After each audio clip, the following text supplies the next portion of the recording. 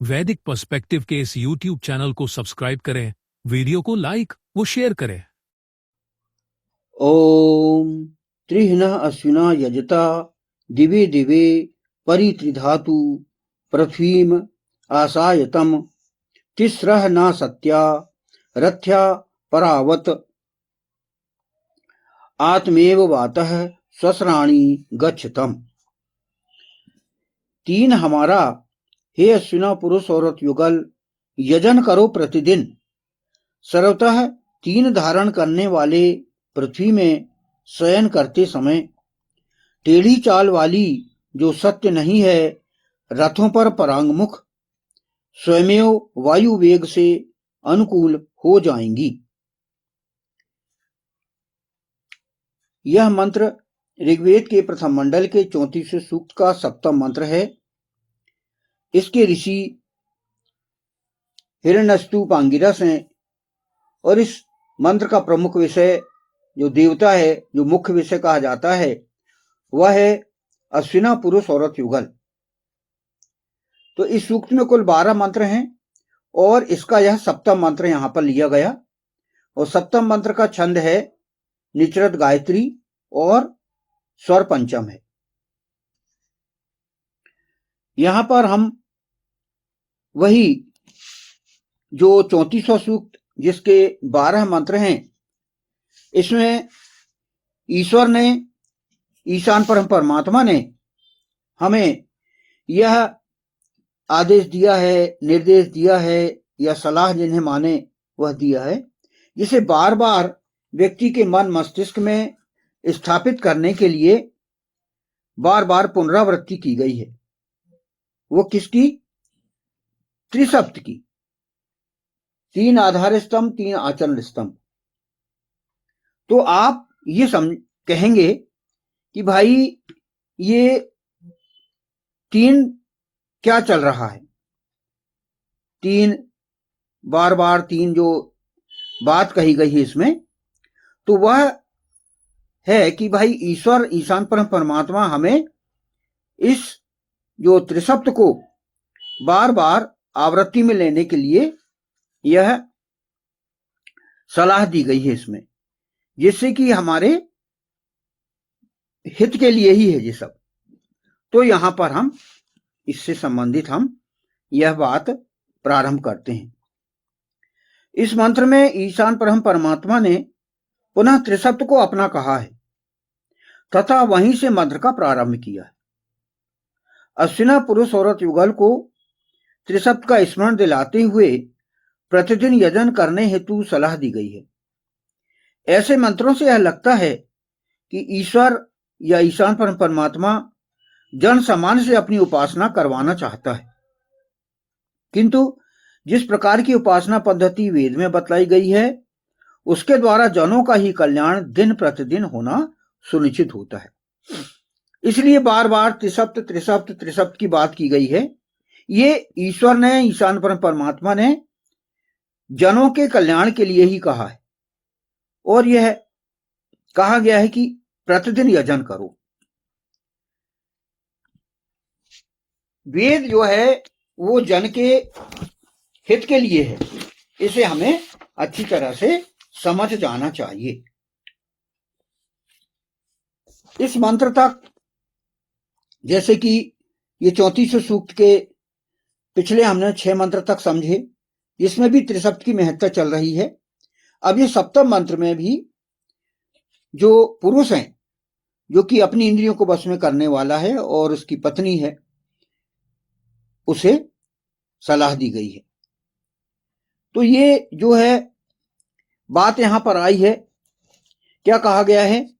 3 हमारा, हे अश्विना पुरुष औरत युगल, यजन करो प्रतिदिन।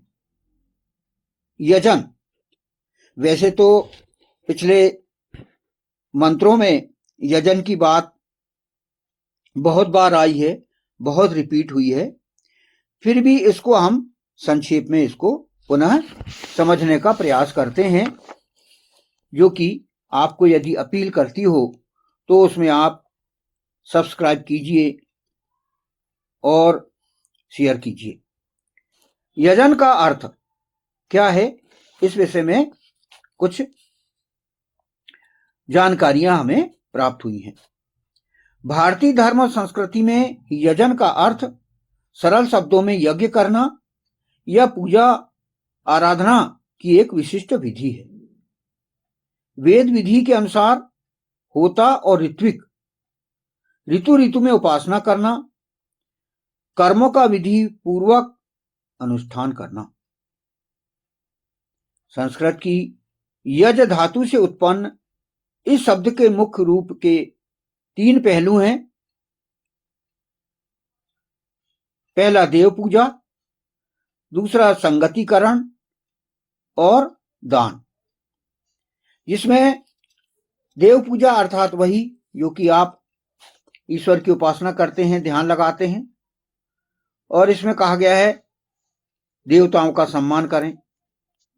फिर संगतिकरण के अंतर्गत मेलजोल या संगठन है, जो कि वही मंत्र के अंतर्गत हम इसको समझ सकते हैं। और दान अर्थात त्याग, यानी उपासना, दान और संगतिकरण, मेलजोल, संगठन, ये वही जिसको कि हम सरल भाषा में और लें वही कि स्तवन या ब्रह्मयजन, फिर जो है उसको हम लें दान अर्थात आय पंचमास, और मंत्र अर्थात वही संगतिकरण, जो कि सप्ताह में हम अधिक से अधिक विद्वानों से संपर्क करने का समय हम दें। अब इसके मुख्य तत्व कौन कौन से हैं? इसमें है धार्मिक अर्थ। अब धार्मिक अर्थ के अंतर्गत हम इसको लें कि वही है जो कि ब्रह्मयजन हम करते हैं, तो वहां पर हम इसको जो है ले सकते हैं धार्मिक अर्थ। फिर स्थान, स्थान आपका क्या होना चाहिए? पूरी तरह से शांत होना चाहिए, या फिर भूमि या स्थल हो, जमीन में आप बैठकर सुखासन में बैठकर यजन करें। प्राचीन समय में पहले यजनशालाएं होती थी, तो हम भी अपने घर में, अपने गृह में साफ सुथरी जगह पर एकांत में हम यह पूजा स्थल या उपासना स्थल या यजन स्थल हम बना सकते हैं। भगवान श्री कृष्ण ने श्रीमद् भगवद गीता में यजन का अर्थ केवल अग्नि में आहुति देना नहीं, बल्कि परमात्मा के निमित्त किया गया कोई भी शुभ कार्य यज्ञ माना गया है। इसमें ज्ञान यज्ञ, तप यज्ञ और द्रव्य यज्ञ जैसे विभिन्न प्रकार बताए गए हैं। तो श्रीमद् भगवद गीता में जो कि आप लोगों ने अध्ययन किया हो, उसमें यह निष्कर्ष निकलता है, भगवान श्री कृष्ण ने कहा है कि आप सिर्फ हवन अकेला नहीं या ब्रह्मयजन अकेला नहीं, बल्कि ईश्वर के लिए, ईश्वर के निमित्त जो भी आपने अच्छे कार्य किया हो वह यज्ञ कहलाता है। ये भगवान श्री कृष्ण का कहना है, जिसे आप ज्ञान यज्ञ कह सकते हो, जिसे कि हम सरल भाषा में स्वाध्याय, अध्ययन कह सकते हैं। तप यज्ञ, तप तो वही है कि आप अपने आजीविका में जाएं और ईमानदारी से अपने रोजी रोटी कमाने के लिए कार्य करें, यह हो सकता है। और द्रव्य यज्ञ, द्रव्य यज्ञ वही है कि दान करना। तो ये जो है, ये जो त्रिशब्द की बात कही जा रही है, इसको हम सरल भाषा में समझने का प्रयास कर रहे हैं, जो कि हमको अपील भी होती है। वैज्ञानिक और सामाजिक महत्व यजन का क्या है कि यजन में पर्यावरण की शुद्धि होती है और समाज में एकजुटता, जिससे संगतिकरण की भावना बढ़ती है और आत्मिक प्रगति और राष्ट्रीय उन्नति का आधार माना जाता है। वैज्ञानिक महत्व क्या है इसका कि लोग समिधा, यज्ञ, आहुति ये यदि करते हैं तो आसपास का वातावरण शुद्ध होता है हमारा, जो नकारात्मक किरणें हैं वो समाप्त होती हैं और सकारात्मक प्रभाव हमारे वातावरण में पड़ता है।